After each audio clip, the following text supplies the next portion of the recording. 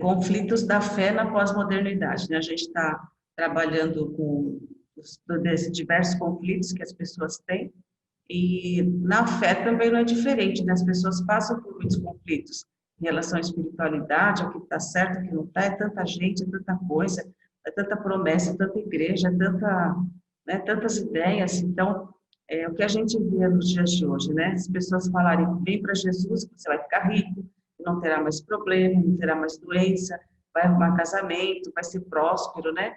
Então, vai por essa linha. Aí a gente vê as aberrações, né? Eu estava olhando um site lá de um trabalho de doutorado, aí falava sobre a questão da teologia no mundo pós-moderno. Aí tinha umas figuras muito interessantes que eu nunca tinha visto. Olha isso daí, gente, proteção divina contra a dengue, desencapetamento total, concentração de fé em milagres, aí vai, né? Cirurgia estética espiritual, Bispo Kiko, aí fala de lipo, fala de mamos, gente, não, cada coisa. Então, isso que está aí no nosso dia a dia, né? Isso daí serve de chacota, né? A gente que conhece a palavra, isso é um absurdo, mas é que as pessoas têm aí, principalmente naqueles lugares mais simples, né? Eles vão bem naquele lugar que é para fazer a cabeça do povo. E, então, a gente tem muitas ideias opostas, né, em relação à espiritualidade sadia. Então, não foi curado porque não tem fé, está passando por lutas porque tem pecado. Aí fala-se muito do evangelho da prosperidade, né? Você tem que ser cabeça e não cauda.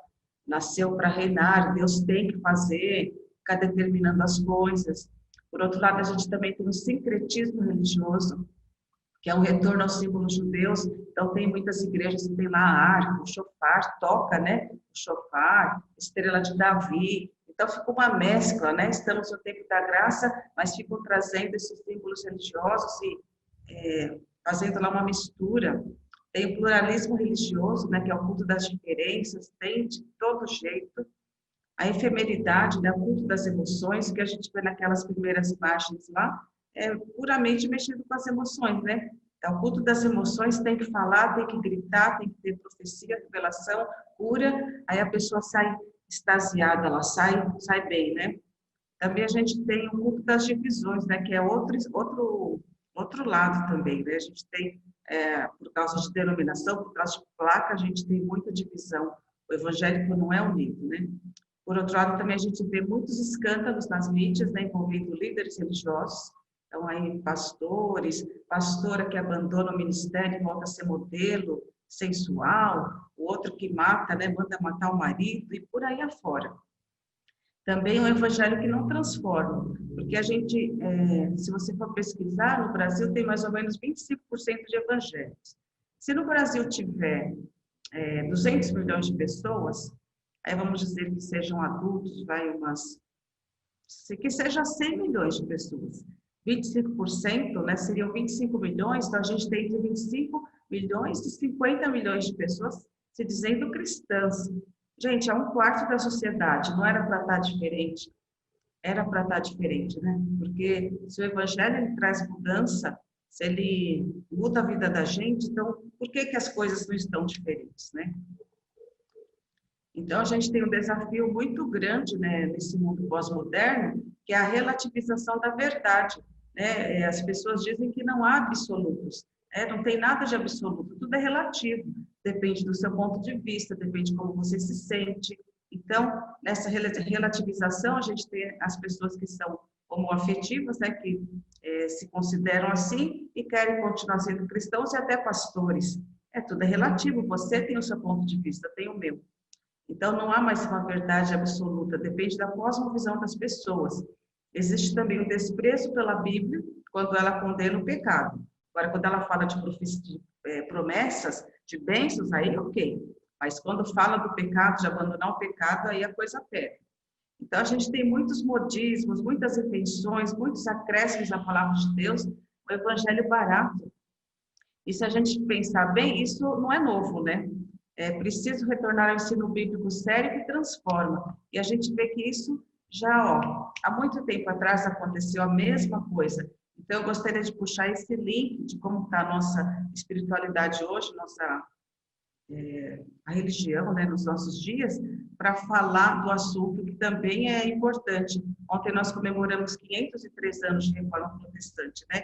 Então, por que que ela foi tão importante? Aí a gente vai refletir, porque vocês já sabem o que aconteceu, mas para fazer um link com essa questão de como desenvolver uma espiritualidade sadia, né? Então, a Reforma Protestante está fazendo 503 anos, e é importante a gente ver um pouco da história, como tudo se deu, por que que chegou nesse ponto. A gente tem a igreja primitiva, né? Jesus veio, ele ensinou, ele curou, ele fez milagres, ele treinou os seus discípulos, deixou aí a obra para ser feita, e morreu, ressuscitou e falou para eles fazerem discípulos. E nesse primeiro século, eles deram sequência ao ministério de Jesus.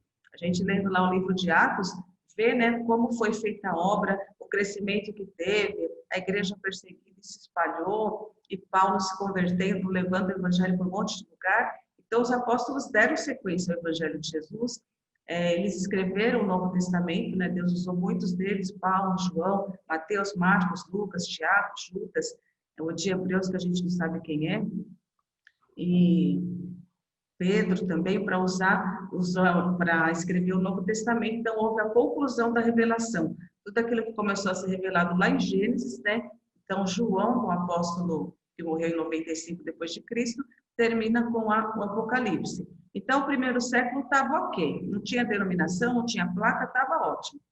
Aí vem o segundo e terceiro século, o período dos pais da igreja. Então, nesse período, a gente tem muitas pessoas que são ditas como pais da igreja, porque eles também foram responsáveis por manter esse ministério, né, que começou lá com Jesus, depois com os apóstolos. Então, a gente tem Clemente de Roma, a gente tem vários pais que são historiadores também, pais da igreja. Então, nesse período, o que que houve? Alguns concílios para fazer alguns acertos doutrinários e reconhecimento das escrituras, porque até então tinha sido escrito, Paulo manda para a igreja da Galácia, a igreja de Éfeso, um escreve o evangelho aqui, outro ali, isso vai circulando, mas não estava em forma de documento completo. Então, nesse período, houve concílios, né, para ver o que faz parte do cânon, o que a gente pode colocar como palavra de Deus. Então, tinha lá uma série de, critérios para ser um livro escrito, revelado ou não, inspirado ou não. Então, tinha que ter sido escrito por um apóstolo ou alguém próximo a ele, tinha que estar de acordo com os estilos de Jesus, não contradizer o Velho Testamento, tinha, então, uma série de critérios. E foi nesse período que aconteceu isso. Aí veio o período medieval. Aí a coisa pega, porque no ano de 300, mais ou menos, o imperador Constantino, a gente ouve dizer que ele se converteu, que ele teve um sonho da cruz, uma visão, e aí ele venceu uma batalha, e aí ele resolveu se tornar cristão, se converter cristão. Mas, se a gente for ver bem a história, não foi bem por aí, né? Ele era o imperador ele queria avançar o seu reino. Então, a gente vê que o Império Romano tinha uma certa divisão, porque tinha os cristãos e os não cristãos. Então, sempre tinha muito tumulto por causa disso, né? Perseguição. E o imperador queria o quê? Um povo unido, uma só lei, uma só moeda, uma só cidadania, uma só religião. Então, o que ele fez?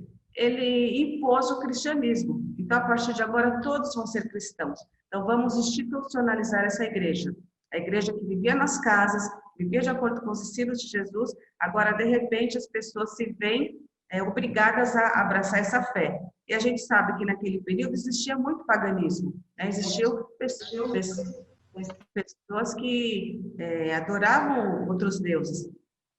E aí essas pessoas são trazidas para serem cristãs.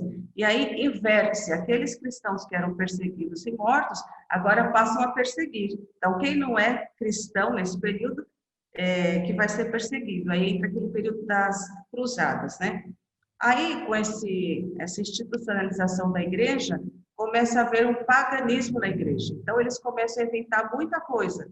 Aí, só coloquei algumas para a gente ver, mas tem muita coisa. Então, eles começaram a colocar reza pelos mortos, o sinal da cruz, usar velas na igreja, culto aos santos, né, aos mortos, veneração aos anjos. O Constantino cria a ICAR, que é a Igreja Católica Apostólica Romana. Essa igreja, se a gente for ver bem no sentido da palavra, ela não é igreja, porque a igreja é aqueles que estão chamados para fora, né, que Jesus fundou para que fosse pregar o evangelho, então não era igreja. Não era católica, porque católica quer dizer universal, é os cristãos de todos os tempos. Não era apostólica, porque não tinha a ver com os ensinamentos dos apóstolos, ela era só romana. Mas, enfim, ele criou isso daí. Começa a usar a palavra missa, lá em 394. Em 431, institui o culto a Maria, então ela passa a ser chamada Mãe de Deus, ser venerada. Em 439, eles colocam a doutrina do purgatório, né, que é aquele lugar intermediário, não é santo o suficiente para ir para o céu, então fica ali um tempo para purgar os seus pecados, para depois ir para o céu. E aí, nesse período de 593, essa doutrina é posta, assim, muito firme para as pessoas. No ano 600, o Gregório estabelece o latim nas missas, e as pessoas que falavam o grego ou outra língua ali, é obrigada a ter a missa em latim. Os padres ficam de costas, colocam também a vestimenta, porque até então todo mundo se vestia normal, então eles colocam vestimentas diferentes, a papa falando em latim e de costa para o povo. No ano 607, instaura o papado. Até 607 não havia nenhum papa. As pessoas costumam dizer que o Pedro foi o primeiro papa, mas nesse ano o Pedro já estava morto há muito tempo, né? Então foi em 607 que houve a instauração do papado. Aí, nesse período de 758, 785, eles impuseram a confissão auricular ao padre. Na Igreja Católica tem aqueles lugares reservados para o cristão se confessar, né? Então, foi nesse período aí que instauraram. Então, a pessoa se confessava e o padre falava o que ela podia fazer para ter o perdão dos pecados. Adoração de imagens e relíquias, o culto à cruz, 786. Água benta com sal, né? Pegava água, punha sal e aspergia nas pessoas para santificar. Em 900, que começa a falar de canonização das pessoas consideradas santas. Santos, para eles, eram aquelas pessoas muito boazinhas, que cuidavam dos doentes, que viviam uma vida piedosa, né? Não é santo como a gente considera hoje, que são separados. Aí institui o Dia dos Finados, né? Que é o feriado que a gente vai ter amanhã, em 998 que eles fizeram isso. Aí, em 1879, o celibato dos padres, e a gente sabe que esse celibato, até então os padres se casavam, mas para eles continuarem casados, eles usavam o dinheiro da igreja, quando morria era obrigado a deixar o dinheiro para os herdeiros. Então, não se casando, não tinha família, não deixava o dinheiro para ninguém, o dinheiro era da igreja. E nesse período a igreja estava muito concentrada em riquezas. Aí, no ano de 1090, instituiu o rosário. Em 1834, a Inquisição, que aí a coisa pegou, porque todo mundo que pensasse fora da caixinha, né, fora do que a Igreja Católica determinava, era queimado em fogueira. Então, pensou diferente em relação às artes, em relação à educação, em relação a tudo, era queimado. Aí, em 1190, que houve, né, uma tragédia também, venda de indulgências. Então, aí começou a vender papelzinho, que era como se fosse um diploma, para a pessoa que quisesse o perdão dos pecados, tinha que pagar. E, coincidentemente, nesse período aí, eles já estavam fazendo grandes construções, dizia que o dinheiro era para a construção da basílica. Mas o Papa tinha muito dinheiro, a igreja tinha muito dinheiro, tinha muito terreno, não precisava fazer isso, né? Aí, em 1215, existe a doutrina da transubstanciação. Até então, os cristãos lá de trás celebravam a ceia do Senhor com o pão normal, com o vinho, e aquilo representava só o corpo de Cristo, o sangue de Cristo. Com essa doutrina, eles passaram a ensinar que se tornava de fato o corpo de Cristo e o sangue de Cristo. E aí passou só o padre que bebia o vinho. Aí para as pessoas era só a hóstia, né? Até então todo mundo participava com o vinho e com o pão. Aí em 1229, que foi o pior, proibiu a leitura da Bíblia. Aí nesse período, eles até, no estudo que eu tive na semana passada, diz que colocava veneno nas Bíblias, nas páginas, e sabe quando você vai ler e faz assim? Então pegava aquele veneno e muita gente morria ou até ficava, né, louco. Então disseminou-se a ideia de que quem lesse a Bíblia ficava doido. Até eu já ouvi quando era criança, né? Não pode ler a Bíblia, quem lê a Bíblia fica doido. Então houve essa proibição. E fora isso, e muitas outras coisas que eu não coloquei, tinha muita corrupção, muita ganância, imoralidade, luxúria. Apesar de eles não se casarem, existia imoralidade sexual. Então, houve uma descaracterização total da igreja e uma revolta do povo, com certeza. E aí, o que mais incomodava os pré-reformadores e os reformadores? Que a gente tem gente que começa a se incomodar com isso tudo desde lá de trás. Não foi com Lutero. Lutero foi a cereja do pudim, né? Como fala. Então, a gente teve aí os valdenses, que foi liderado por Pedro Valdo, que foi um rico comerciante, que ele se aproximou de Deus e ele abriu mão da sua riqueza, começou a ensinar a palavra de cidade em cidade. Quem seguia, né, os ensinamentos dele eram chamados de valdenses. E o que ele mais se incomodava era com a doutrina do purgatório. E ele falava que tinha que ter um retorno às escrituras. Aí a gente tem o John Wycliffe, que criticava o contraste entre o que a igreja estava ensinando e o que ela deveria ensinar. E também dizia que o Cristo era o cabeça, não o Papa. E falava também que os reis eles tinham que ter pessoas que conhecessem a Bíblia, né, teólogos, para fazer as leis de acordo com a palavra de Deus. Aí a gente tem também o John Hus, que foi um teólogo que 100 anos antes de Lutero, ele se opôs já à venda das indulgências e às riquezas da igreja. Ele pregava que a Bíblia é a grande autoridade dentro do cristianismo e o modelo para a vida do cristão.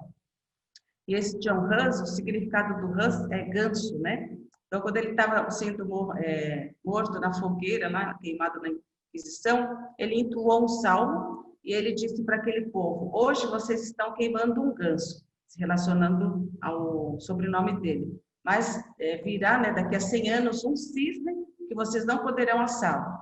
E aí, 100 anos aproximadamente depois, veio Lutero, e não puderam com Lutero. Então, ele é chamado o profeta da reforma, porque ele disse essa frase e foi realizado realmente 100 anos depois. A gente também tem o William Tyndale, que tinha o objetivo de que todos tivessem o Novo Testamento na sua própria língua, né? Ele queria que todo menino, lavrador, todas as pessoas pudessem conhecer as Escrituras, até mais que o próprio clero. Porque se o clero estava fazendo aquele tipo de interpretação, não conhecia, né? Então, ele queria que todos conhecessem a Bíblia na sua própria língua. E ele fez a tradução do Novo Testamento, pôs para venda, e o arcebispo, na época, não contente, né, ficou sabendo, e não gostava disso, porque ele interpretava diferente da maneira deles, ele fez comprar tudo que tinha sido impresso para venda, e comprou tudo e mandou queimar. Aí ele ficou muito triste, né, William Tyndale, mas aqueles que estavam com ele falaram: mas aqui está o dinheiro do que ele comprou. Então, usou esse dinheiro para fazer novamente a impressão do Novo Testamento e disseminar pelo mundo afora. Mas o objetivo dele era isso, era a questão da palavra de Deus estar na língua do povo e não em latim. Então, a gente tem esses pré-reformadores e a gente tem o cenário da reforma, né? O que Martinho Lutero estava refutando não é ele sozinho, existia todo um cenário ali, né? Então, a Europa já não estava mais aguentando que a igreja controlasse tudo. Então, houve nesse período um movimento cultural chamado Renascimento, né? Que é uma nova mentalidade, um retorno à antiguidade clássica.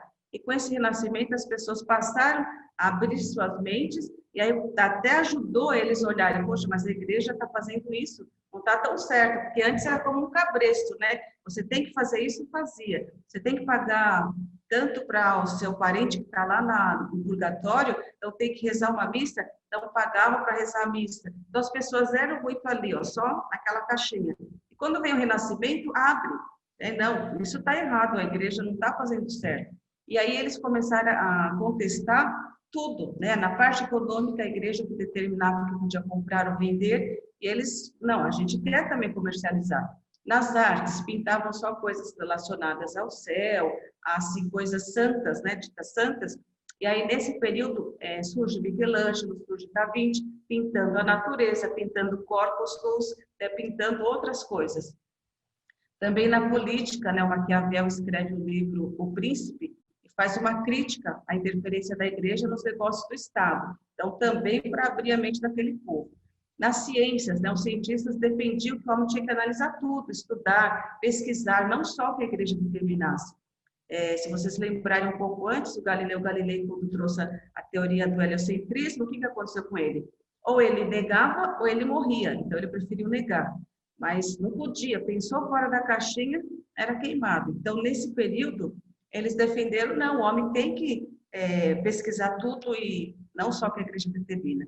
E aí, com esse aspecto religioso, então o cenário estava prontinho. Então, Deus usou esse movimento, toda essa mudança nesse período, para que ocorresse essa reforma. É porque Deus ele usa tudo em todo o tempo, ele é o Senhor do tempo. Assim como lá no Antigo Testamento a gente vê que ele usa uma nação, um rei pagão, uma nação pagã, para punir Israel, da mesma forma que ele está usando uma coisa que teoricamente não é dele, né? Porque nesse período eles pregavam o antropocentrismo, mas abriu a mente do povo, então foi mais fácil do povo entender também aquilo que Lutero e os reformadores estavam dizendo. Então o povo estava insatisfeito com o papado, com a igreja, com tantos escândalos, imoralidades, luxúria, etc. Né?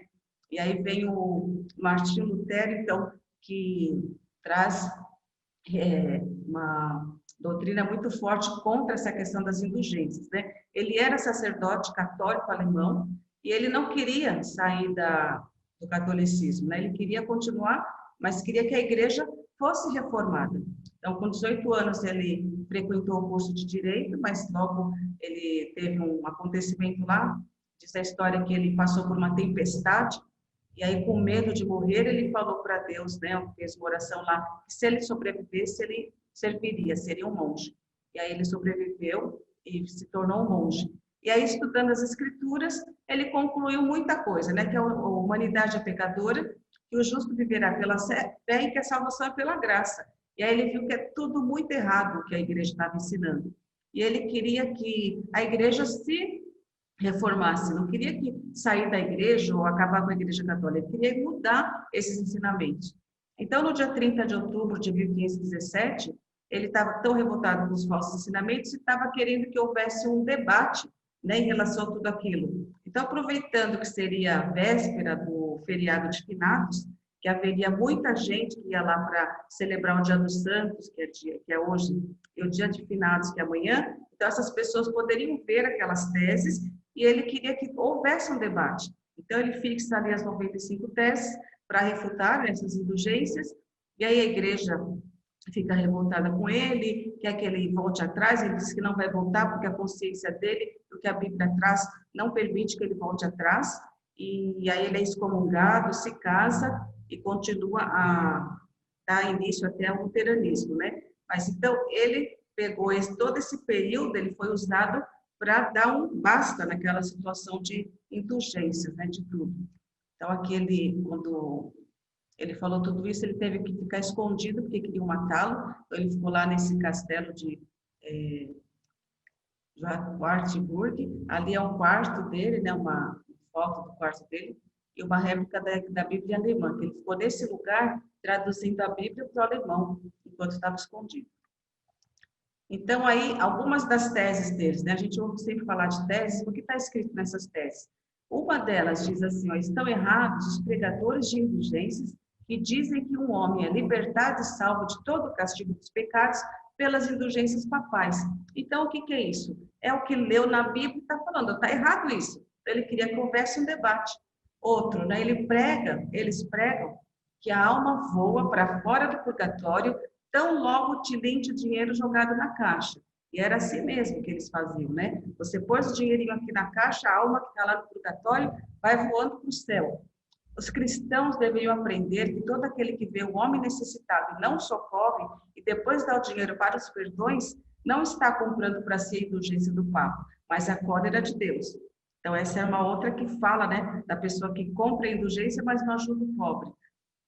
E aí, uma outra para a gente só pensar. Por que o Papa não esvazia o purgatório apenas por caridade? Se o faz através do dinheiro que emprega na construção de uma basílica, se ele era tão poderoso, ele poderia, né, tirar todas as almas do purgatório. Então, foi esse tipo de coisa que Lutero colocou ali na capela, né, de Wittenberg, para as pessoas lerem e poderem debater. Mas isso, né, não aconteceu. Teve que fazer totalmente uma mudança lá e uma reforma protestante. E aí a gente sabe que essa reforma, ela não foi uma coisa do nada, não foi só porque eu sou contra, porque eu não gosto, mas foi algo fundamentado na palavra de Deus. Então, os pilares que fundamentaram a reforma, que são chamados os 5 solas, eles são coisas que iam contra aquilo que a igreja ensinava e baseada totalmente nas escrituras. Por isso que permaneceu até hoje e vai permanecer, porque é a palavra de Deus, como diz lá, né? Tudo passará, mas a minha palavra não passará. Então, aqui, uma das solas, né? Sola escritura, porque eles diziam que a escritura é a única regra de fé e prática? Porque naquele período, eles estavam igualando as leis, as bulas, as indulgências à Bíblia. Então, tem o mesmo valor essa indulgência que você comprou, esse documento que o Papa fez, e a Bíblia está no mesmo pé de igualdade. Aí os reformadores vêm e falam, não. Segundo Timóteo, lá está falando que a Bíblia foi inspirada por Deus, né, para educação, para exortação e tal. Então, não é a palavra do Papa, não é o documento, é só a escritura. Só os Cristos, né? Somente Cristo é o único mediador, porque o Papa se colocava como mediador dos homens, né? Ele era o intermediário, a igreja intermediava o homem e Deus. Nesse texto aí a gente vê que somente Jesus é que é o Salvador. Aí a gente vê também a respeito da graça, né? Sola gratia, porque havia um ensino errado que podia comprar salvação. Então, Lutero, lá quando viu em Efésios 2, 8 e 9, só a graça, né, que pode trazer a salvação. Não é comprando, é a graça de Cristo. É um presente que a gente recebe sem merecer. Somente a fé, por quê? Porque eles achavam que o homem fazendo obras podiam ser aceitáveis diante de Deus. E aí os reformadores ensinaram, não, a gente só é aceitável diante de Deus por meio da fé, que é o que diz lá em Hebreus 10, 38, né? E sem fé é impossível agradar a Deus. Não adianta, você pode fazer todo o bem para qualquer pessoa, abrir mão de tudo que você tem, mas isso não te faz aceitável diante de Deus. Então, houve esse sola por causa disso. E, finalmente, só lhe deu glória porque nós fomos criados para a glória de Deus e, naquele período, quem recebia a glória? O Papa, Maria, os santos, os mortos, os anjos, né? Menos Deus, porque nessa história toda Deus estava bem longe, né? Então, esses pilares, eles fundamentaram a reforma protestante e eles devem ser trazidos para os nossos dias, porque a gente vendo hoje o que está acontecendo, não deixa de ser também uma barganha com Deus que as pessoas fazem, né? Na época eles compravam a salvação, hoje eles compram a bênção. Então, opa, né? Hello, como diz o pastor Abner, vamos voltar para a escritura, o que está dizendo aqui é outra coisa.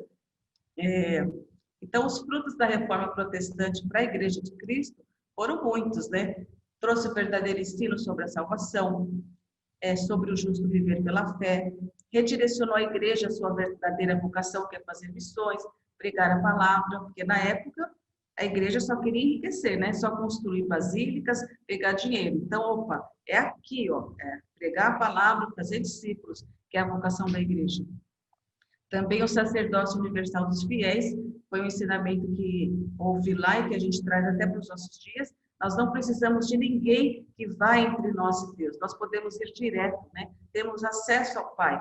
Então, eles ensinaram nesse período. Você pode pedir perdão, você pode orar, você pode ir para a presença de Deus. Não precisa de ninguém intermediar você e Deus. Também incentivou a busca do conhecimento verdadeiro nas Sagradas Escrituras, e esse conhecimento não só sobre Deus, mas sobre toda a natureza, porque muitas coisas que eles estudavam, eles viam nas Escrituras, né? Os cientistas aí, muitos cientistas cristãos surgiram nesse período, lendo as Sagradas Escrituras, porque a gente tem muito texto que fala da natureza, das estrelas, então a Bíblia é base para tudo na vida da gente, né? Então eles incentivaram isso.